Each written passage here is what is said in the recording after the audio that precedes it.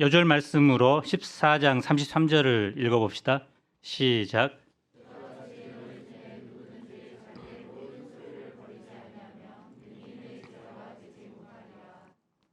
본문에는 잔치라는 말이 반복됩니다. 돌잔치, 생일잔치, 결혼잔치, 칠순잔치. 살다 보면 잔치에 참석할 때가 많습니다. 또 잔치를 열어야 할 때도 있습니다. 우리는 잔치를 베풀 때 누구를 초청합니까? 또 초대받으면 어느 자리에 앉습니까? 더 나아가 우리가 하나님 나라 잔치에 들어가고자 할 때 이 땅에서 예수님의 제자로서 어떤 삶을 살아야 할까요? 제1부 끝자리에 앉으라. 어느 안식일에 예수님께서 바리새인 지도자의 집에 식사하려고 들어갑니다. 유대인들은 안식일 예배가 끝나고 나서 그 전날 준비해 온 음식으로 성대한 식사를 합니다. 예수님 앞에 한 수종병 든 사람이 있습니다. 수종병은 배와 다리 등 신체 부위에 체액이 고여 심하게 부풀어 오른 질병입니다.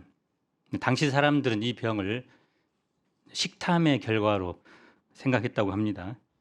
완치할 수 없는 병이기 때문에 하나님의 징벌로 여겼습니다.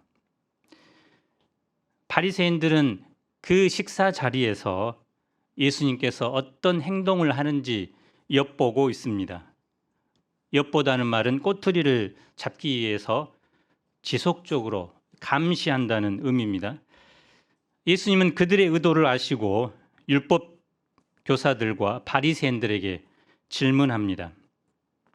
안식일에 병 고쳐주는 것이 합당하냐 아니하냐? 그들은 생명이 위태로운 환자 외에는 안식일에 병을 고쳐서는 안 된다는 규례를 가지고 있습니다.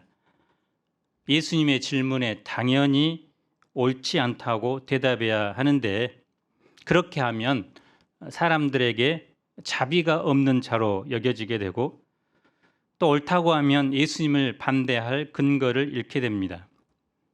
그래서 예수님의 지혜로운 질문은 그들의 입을 닫게 하십니다. 예수님은 그들의 입을 닫게 하시고 그 환자를 데려다가 고치고 그를 보내십니다.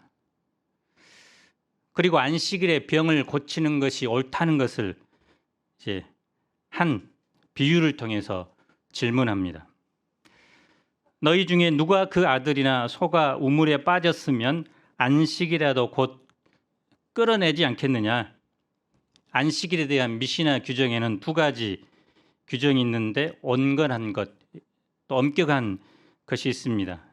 온건한 규정은 안식일에 구덩이에 빠진 짐승을 건져내는 일을 허용하지만 엄격한 규정은 가축이 빠진 구덩이에 먹이를 넣는 것만 허용합니다.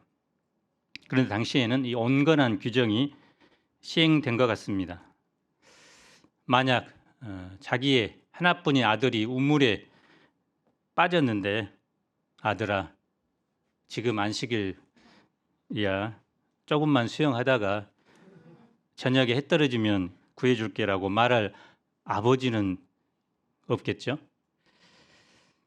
예수님은 바리새인들이 안식일에 공경에 처한 짐승을 구하는 일을 허용하면서 지금 병으로 심각한 고통을 당하는 사람을 치유하지 못하게 하는 것이 지극히 모순된 행위라고 도전한 것입니다. 그들은 예수님의 두 번째 질문에도 대답하지 못합니다. 이것을 보면 예수님은 생명을 돕고 구원하는 일을 그 어떤 것보다 우선시하셨음을 알 수 있습니다. 그래서 예수님을 따르는 제자의 삶은 예수님처럼 한 생명을 우주보다 더 소중하게 여기고 그 생명을 살리기 위해서 무엇이라도 할 수 있어야 합니다. 그래서 사람을 가장 소중하게 여기는 것이 예수님의 제자가 되는 출발점입니다. 이제 예수님께서 그곳에 초청된 사람들을 지켜보고 계십니다. 7절을 봅시다. 읽어보겠습니다. 시작.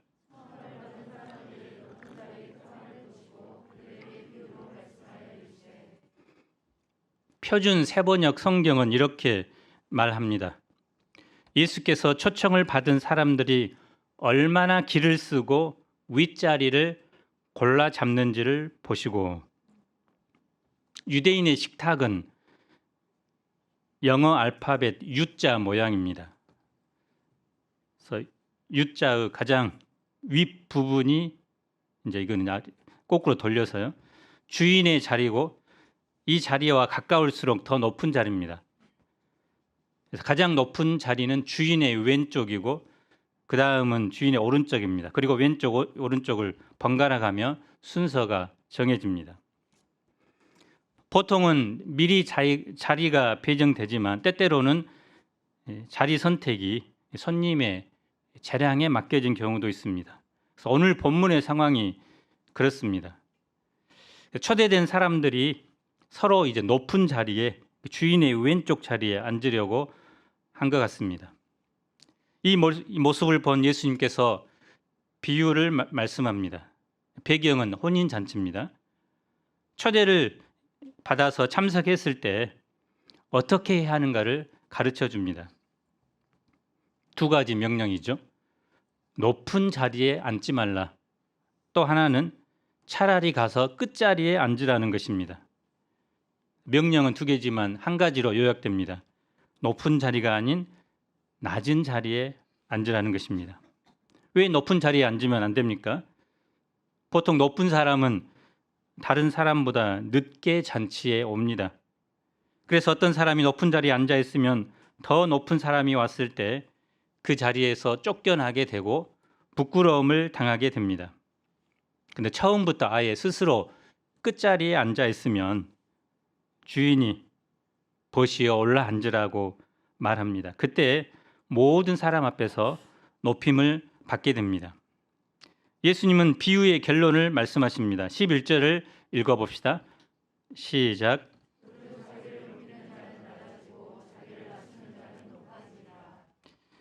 어떻게 보면 말이 맞지 않는 말입니다. 그래서 이런 것을 역설이라고 부르죠. 예수님은 신앙의 역설을 말씀한 겁니다. 명예와 존귀함은 스스로 노력하거나 광고해서 얻는 것이 아니라 하나님께서 주신다는 것입니다.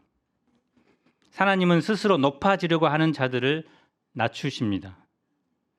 그리고 스스로 자기를 낮추는 자들을 높이십니다. 그래서 정말 위대한 자는 자기를 낮추는 자입니다. 우리는 이 모습을 누구에게서 발견합니까? 예수님이죠. 그래서 누구보다 높으시고 누구보다 강하시면 누구보다 위대하신 예수님께서 가장 낮아지셨습니다. 종의 형체를 가지고 이 땅에 오셨습니다. 그런데 하나님께서 이 예수님을 다시 가장 높이셨습니다. 하나님의 보좌 우편에 앉히셨습니다. 예수님은 이 땅에 오셔서 겸손을 가르치셨고 친히 겸손의 삶을 보여주셨습니다. 그래서 우리가 자발적으로 낮은 자리에 내려가는 것은 정말 어려운 일입니다. 하지만 우리가 자신의 모습을 제대로 본다면 겸손할 수 있습니다. 겸손은 자신을 제대로 보는 능력입니다. 어떤 사람이 겸손할 수 있을까요? 겸손한 사람은 말씀의 거울을 통해서 자신을 점검할 때 가능합니다. 그리고 그 부족함을 주님의 은혜로 채워갑니다.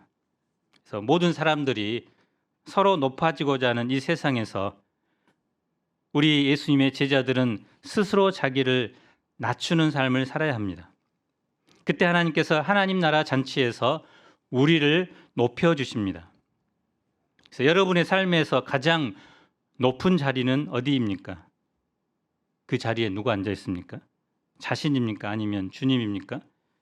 여러분이 앉아 있다면 그 자리를 주님께 내어주십시오. 그 자리는 당신의 자리가 아닙니다. 부끄러움을 당하며 쫓겨나기 전에 미리 그 자리에서 내려와야 합니다. 그 자리에서 내려온 것은 내 삶이 내 것이 아님을 알고 내 모든 삶의 방식과 세상을 보는 관점을 예수님의 눈으로 바꾸는 것입니다. 성경의 눈으로 세상을 바라보는 것입니다. 하나님의 말씀을 따라 내 삶을 바꾸어 가는 것입니다. 이 땅의 교회는 더 나은 자리, 더 높은 자리를 만들고 그 자리에 서로 앉으려고 경쟁하는 것이 아닙니다. 하나님의 교회는 나 아닌 다른 사람들이 편하게 앉을 수 있는 자리를 만드는 것입니다. 예수님께서 또 자기를 초청한 사람들에게 말씀합니다. 12절을 읽어봅시다. 시작.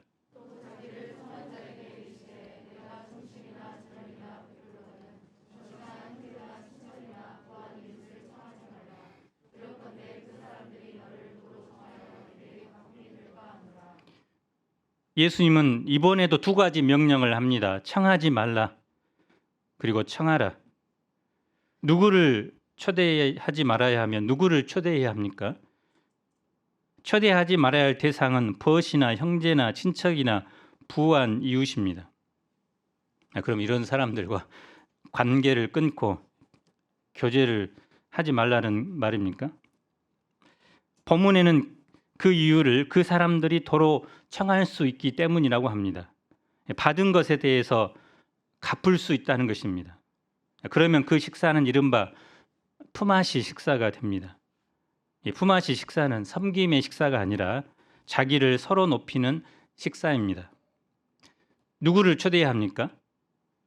가난한 자들, 몸 불편한 자들, 저는 자들, 맹인들입니다.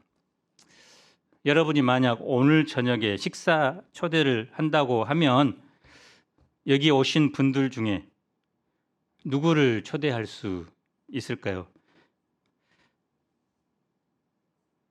별로 없는 것 같습니다. 우리가 생각해야 할 것은 이 말씀이 단순히 식사 초대에 대한 것은 아닙니다. 우리 집에 초대할 수 있는 사람을 선택하는 문제가 아닙니다. 이것은 내가 다른 사람에게 사랑을 실천하고 섬기고자 할 때 이해관계를 따지지 말고 관대하게 베풀어야 한다는 것입니다. 섬기되 품앗이나 보상을 기대하지 말고 순수하게 섬기라는 것입니다. 사람의 사랑 중에서 자식에 대한 부모의 사랑은 주는 사랑입니다. 그 사랑조차도 실상 되돌아오는 것이 없으면 이렇게 말합니다. 자식 키워봤자 말짱 헛일이야. 예수님은 우리에게 되돌려 받을 생각을 아예 하지 말고 남에게 베풀고 대접하라고 합니다. 갚을 것이 없는 사람, 계속 주기만 해야 하는 그런 사람을 대접하고 사랑하라는 것입니다. 오늘 우리는 파키스탄 구제 헌금을 합니다.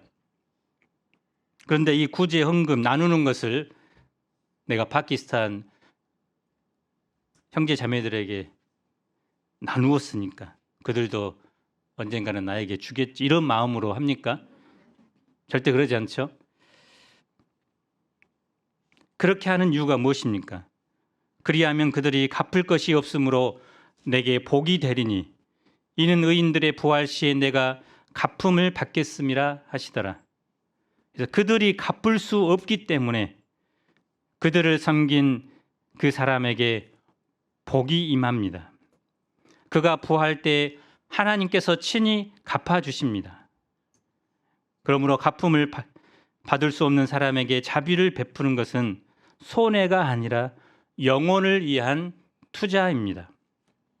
예수님은 우리의 관심을 이 땅이 아니라 하늘나라로 옮기십니다. 그래서 우리의 관심이 온통 지금 여기 이 땅에 집중되어 있기 때문에 우리의 관심을, 우리의 생각을, 우리의 눈을 하늘로 향하게 합니다. 사람들이 미래를 준비하게 하는 일 중 하나가 저축입니다.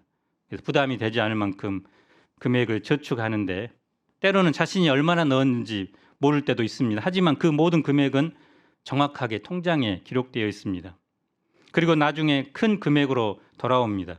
물론 이 세상의 은행들은 사람들에게 크게 추가해 주지 않습니다. 이율이 그렇게 크지 않기 때문이죠. 하지만 하늘 은행은 어떻습니까? 이웃을 돌아보고 또 양들을 섬기고 주님이 허락하신 물질과 시간을 선한 일에 투자한다면 우리는 장차 하늘에서 상상할 수 없는 기대하지 못한 큰 보상을 받을 것입니다.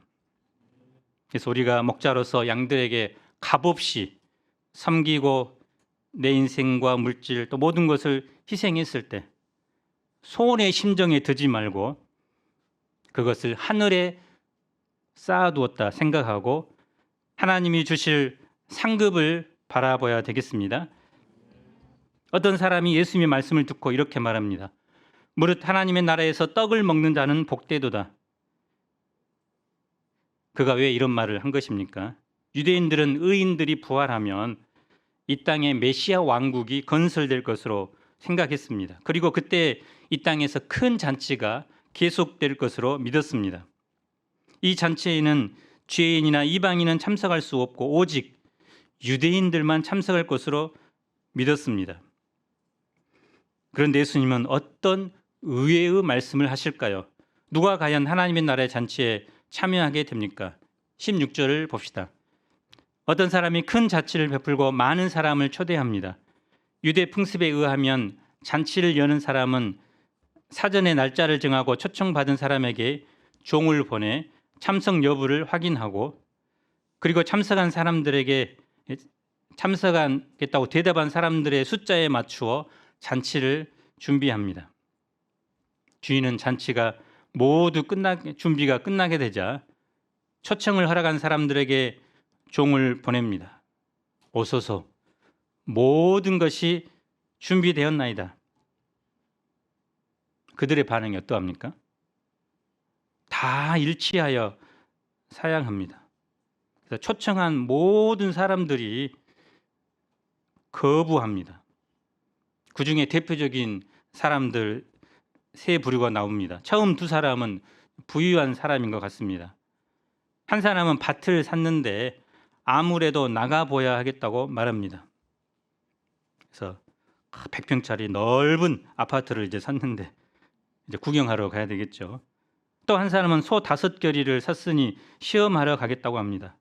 5겨리는 소 10마리입니다. 오늘날에도 소 10마리면 그래도 많은 편인데, 그래서 람보르기니 이 외제차를 뽑았는데 이제 고속도로에서 시험 운전 해 보야 되지 않겠느냐 하는 것이죠. 세 번째 사람은 장가 들어서 가지 못하겠다고 합니다. 그래서 앞에 두 사람은 청컨대 나를 양해해 주세요라며 미안한 표정이라도 했는데 이 세 번째 사람은 퉁명스럽게 쏘아붙입니다. 지금 장가 들었는데 어딜 갑니까? 물론 인간적으로 생각하면 이해가 되기도 하죠. 밭을 사고 소를 사고 장가를 들어 아내를 얻었으니 얼마나 기쁘고 그곳에 마음이 가겠습니까? 하지만 그들의 문제가 무엇입니까? 무엇을 가장 중요하게 여기는가 하는 삶의 우선순위 문제입니다. 그들은 잔치에 참여하는 것보다 개인의 일, 개인의 잔치에 더 중요하게 여겼습니다. 주인의 잔치보다 자기 일과 자기 잔치에 마음을 빼앗겨 관심이 없다는 것입니다. 이들은 이미 잔치에 오겠다고 약속한 사람들입니다. 두 번째 초청에 불가피한 사유가 없는 한 참석해야 합니다. 사람들이 초청을 거부하자 주인이 어떻게 합니까? 21절을 우리 함께 읽어봅시다. 시작.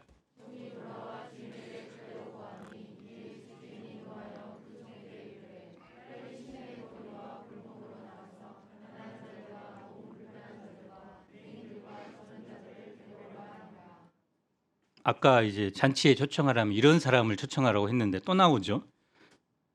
그런데 이런 사람들은 잔치에 대한 소문을 들었는데 자격이 안 되어서 초대장도 받지 못한 사람입니다.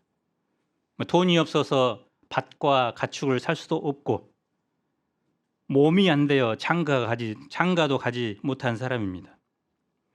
유대인의 관점으로 보면 성전에 들어갈 수도 없는 사람들이요, 하나님 나라 잔치에 참석할 자격조차 없는 사람입니다. 그런데 그들이 잔치에 참여하는 은혜를 누리게 됩니다. 그런데도 여전히 빈자리가 있습니다. 주인은 다시 이렇게 말합니다. 23절을 읽어봅시다. 시작.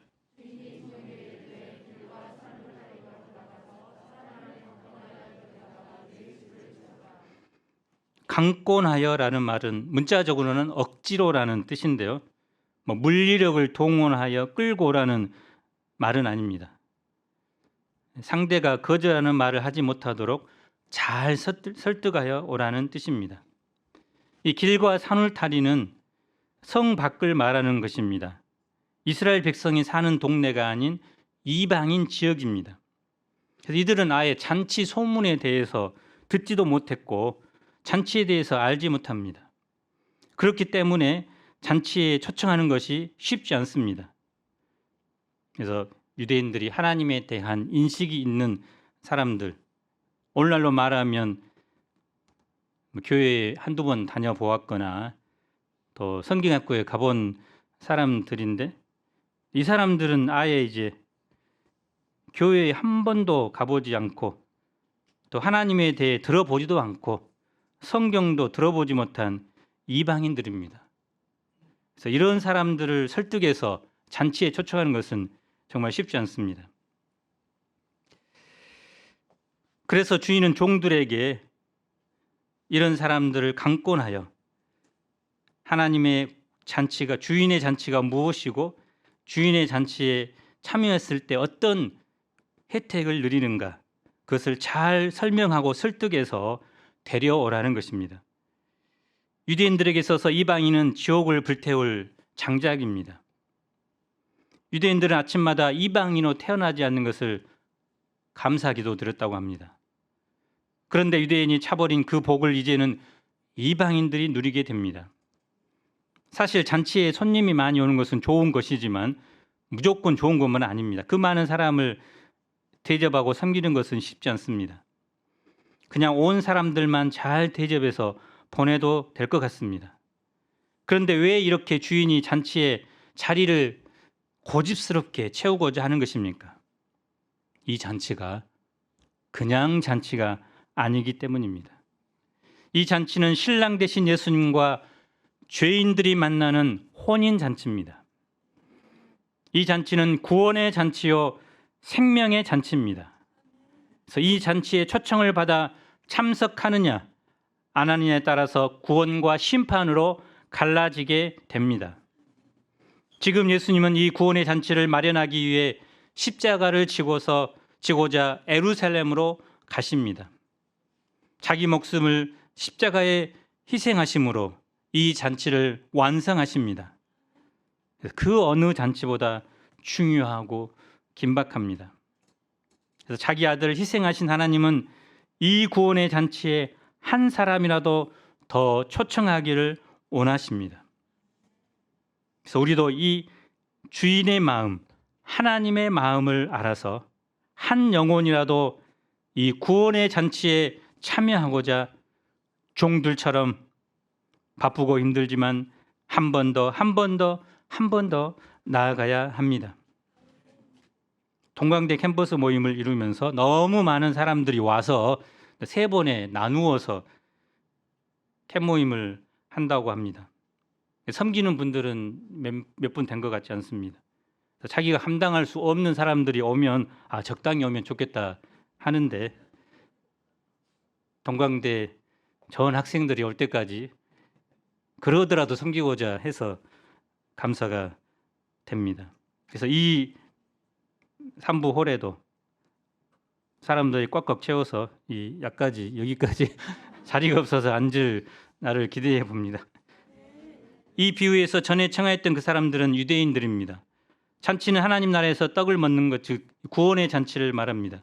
유대인들은 하나님 나라 잔치에 이미 초대를 받았습니다. 그러나 막상 예수님께서 오셔서 그 잔치를 시작하려고 할 때 이 핑계 저 핑계를 대며 거절했습니다. 예수님을 그리스도로 영접하지 않았습니다. 그런 그들은 그 잔치의 맛을 보지 못합니다. 오히려 세리나 창녀, 이방인들이 그 잔치에 초대되어 잔치를 맛보게 됩니다. 그래서 하나님 나라의 잔치는 초대받았다고 해서 맛보는 자가 아닙니다. 그래서 예배에 몸만 와서 하나님을 경험하고 만날 수 있는 것이 아닙니다. 밭도 좋고 소도 좋고 신부도 좋지만 영적인 것을 가장 우선시하고 거기에 최고의 가치를 두는 사람, 자기 삶 속에서 하나님 나라의 잔치를 최고의 우선수에 두는 사람이 만나게 됩니다. 그래서 오늘날 사람들은 구원의 잔치를 별로 중요하게 생각하지 않습니다. 자기 일과 성공, 자기 잔치에만 관심을 갖습니다. 신자들마저도 예수님께 절대 가치를 두지 않습니다. 예수님을 믿기는 하지만 예수님을 내 삶의 일부분으로만 생각합니다. 그래서 어떤 분이 그렇게 표현했습니다. 요즘 신자들은 피자형 신자들이다. 그래서 예수님을 겨우 피자 한 조각으로만 생각하는 것입니다. 피자 한 판 시키면 몇 조각 옵니까? 보통 8조각 정도로 나누어서 옵니다. 그래서 내 인생을 피자 한 판으로 생각하면 한쪽은 경제생활, 한쪽은 가정생활, 한쪽은 취미생활, 그리고 맨 마지막 한쪽을 예수님께 할애한다는 것입니다. 그러나 예수님은 내 인생에 피자 한 조각일 수 없습니다. 어떻게 나를 위해서 온 생명을 바쳐서 구원의 잔치를 베풀어 주신 그 예수님을 내 인생의 작은 부분으로만 여기며 섬길 수 있습니까? 예수님은 우리 인생의 전부입니다. 그 예수님을 위해서 어떤 제자가 되라고 말씀합니까? 제2부 소유를 버리라. 26절을 읽어봅시다. 시작.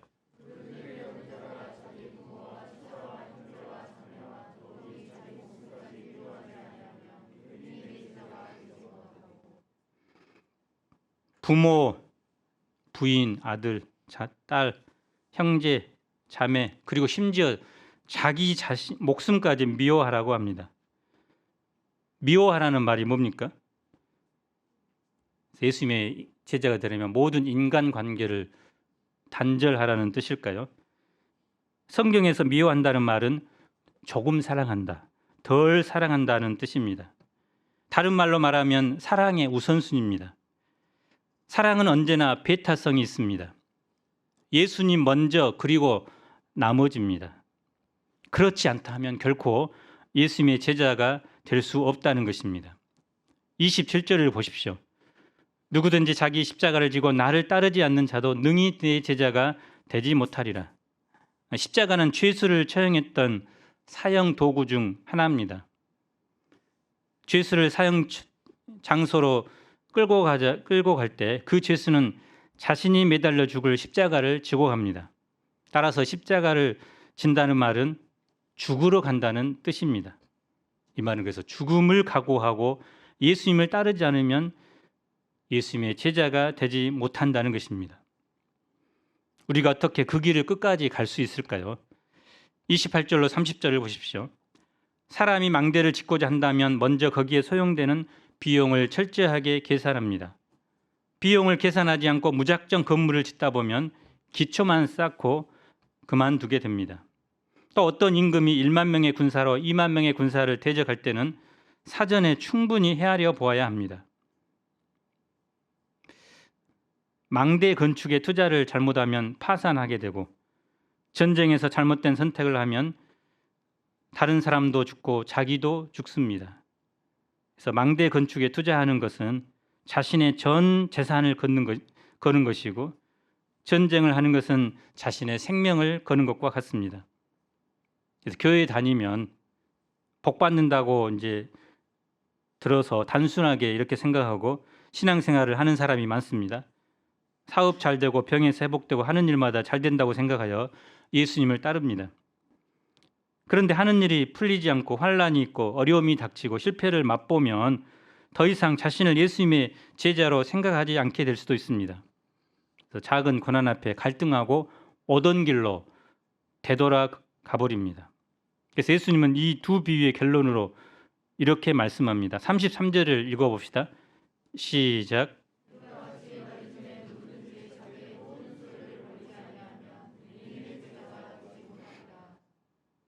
이 말씀은 자기 통장에 있는 모든 적금을 이제 다음 주에 다 교회에 헌금하라는 의미죠. 성 프란시스가 이것을 문자적으로 해서 아버지께 받은 모든 유산을 포기하고 심지어 자기 속옷까지 버려두고 맨몸으로 예수님의 제자로 출발했습니다. 그분에게도 그런 각오가 있기 때문에 존경을 받습니다. 버린다는 말은 사용하는 대상에 따라 의미가 달라집니다. 사람과 관계되어 사용될 때는 작별 인사를 뜻하고 사물에 대해서 사용될 때는 포기한다, 버린다는 뜻입니다.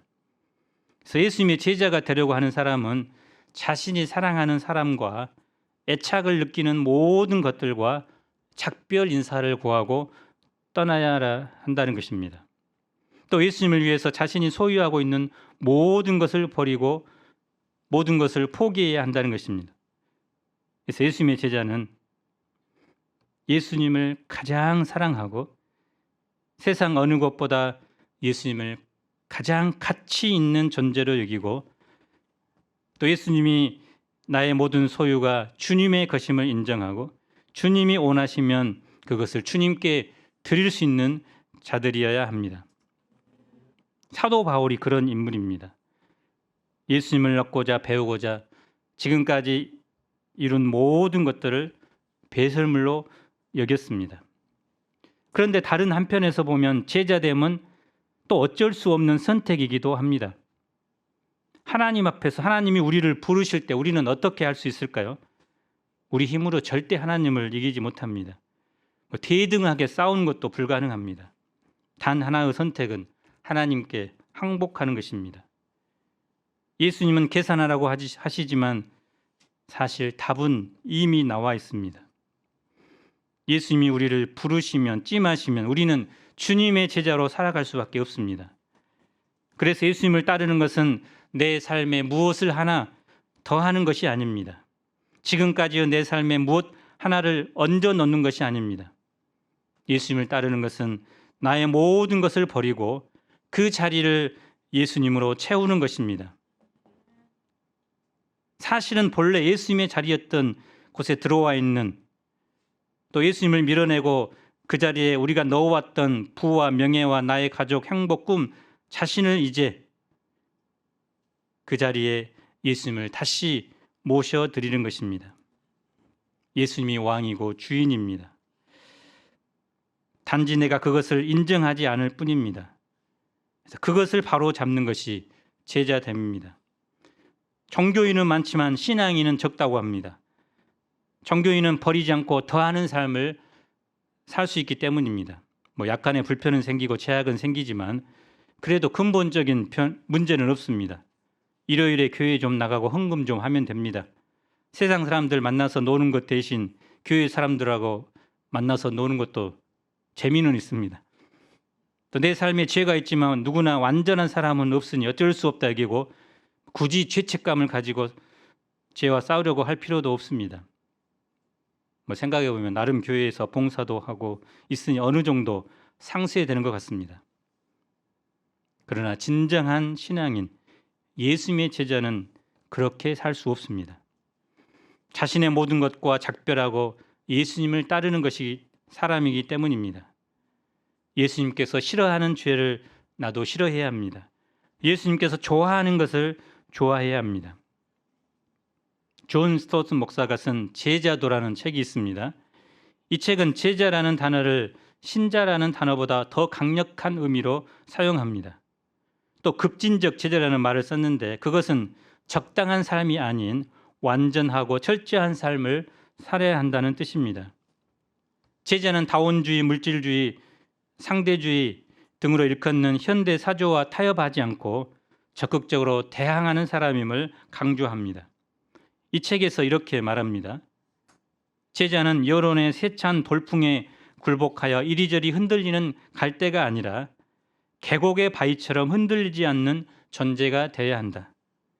제자는 물의 흐름에 따라가는 물고기가 아니라 물의 흐름을 거슬러 가는 문화의 주류까지도 거스르는 존재가 되어야 한다. 제자는 주변 환경에 따라 자기 색을 바꾸는 카멜레온이 아니라 주변 환경에 맞서서 눈에 띄게 두드러지는 존재가 되어야 한다. 그래서 우리는 예수님의 제자로서 이 시대의 거대한 죄의 흐름을 거슬려서 성경의 가치관으로 말씀에 순종함으로 예수를 믿는 제자가 어떤 삶을 살아야 한다는 그런 기준을 보여주는 사람들이 되어야 합니다. 학생들은 학교에서 예수님 믿는 사람은 바로 이런 사람이다. 직장에서 예수님을 믿는 제자는 바로 이런 사람이다. 보여주는 기준이 되어야 합니다. 그러기 위해서 우리는 힘써야 합니다. 제자로 사는 삶의 비용은 만만하지 않습니다. 그래서 도전도 해보지 않고 포기하는 사람들이 있습니다. 그러나 비용이 큰 것은 사실이지만 포기해서는 안 됩니다. 초기 비용만 계산하지 말고 그 비용을 통해 얻게 될 총합까지 계산해야 됩니다. 이 세상으로 우리의 삶은 끝나지 않습니다. 죽음 후에는 반드시 잔치에 참여합니다. 지옥의 잔치든지 하나님의 잔치든지 참여해야 됩니다. 우리는 하나님의 잔치에 참여하는데 제자로서 감당해야 할 이 정도의 비용은 치를 각오를 해야 합니다. 결론적으로 소금은 좋은 것입니다. 여러모로 유용하고 다른 것으로는 대체할 수 없는 물질입니다. 그런데 소금이 맛을 잃으면 어떻게 됩니까? 짜지 않는 소금은 아무런 쓸모가 없습니다. 땅에도 거름에도 쓸데없습니다. 단지 버려질 뿐입니다. 제자로서의 특징이 없는 제자도 마찬가지입니다. 겉보기에는 제자처럼 보일지 모릅니다. 하지만 그렇다고 해서 참된 제자가 되는 것은 아닙니다. 소금의 특징이 있어야 소금인 것처럼 제자로서의 특징이 있어야 합니다. 그 특징이 무엇입니까? 스승 대신 구주 되신 예수님을 가장 사랑하는 것입니다. 또 그분 때문에 나의 모든 것을 버릴 수 있는 자야 합니다. 우리가 이런 예수님의 진정한 제자로 성장할 수 있기를 간절히 기도합니다. 깊어가는 가을 학기, 우리가 예수님의 제자로서 캠퍼스에서 또 직장에서 예수 믿는 자의 본을 보일 수 있기를 간절히 기도합니다. 요절 말씀으로 33절 읽고 마치겠습니다. 시작.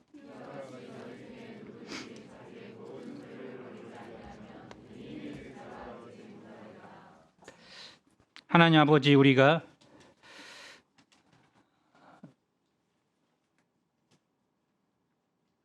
가장 끝자리, 낮은 자리, 예수님이 하늘의 영광을 버리고 이 땅에 오셨듯이 우리도 이런 낮은 자리를 앉음으로 또 주님이 우리를 친히 존귀하게 하시고 또 위대하게 하실 것을 바라보게 도와주십시오. 특별히 가난하고 병든 자, 저는 자, 맹인들, 정말 도움이 필요한 자, 정말 베풀어도 갚을 수 없는 그런 자들을 초청하여 섬기는 예수님의 자비를 베푸는 자들이 되게 축복하여 주십시오. 무엇보다 예수님의 제자로 살고자 할 때 주님은 가족들보다, 심지어는 내 목숨보다 예수님을 더 사랑하라고 합니다. 그리고 십자가를 지고 따르라고 합니다. 무엇보다 모든 것을 주님을 위해 버리라고 합니다. 이것이 쉽지 않은 일이지만 그러나 이걸 통해서 장차 하나님의 잔치에서 정말 영원한 기쁨과 행복을 누릴 것을 소망하면서 이 땅에서 우리가 이 예수님의 제자의 길을 묵묵히 걸어갈 수 있도록 축복해 주시기를 간절히 기도합니다.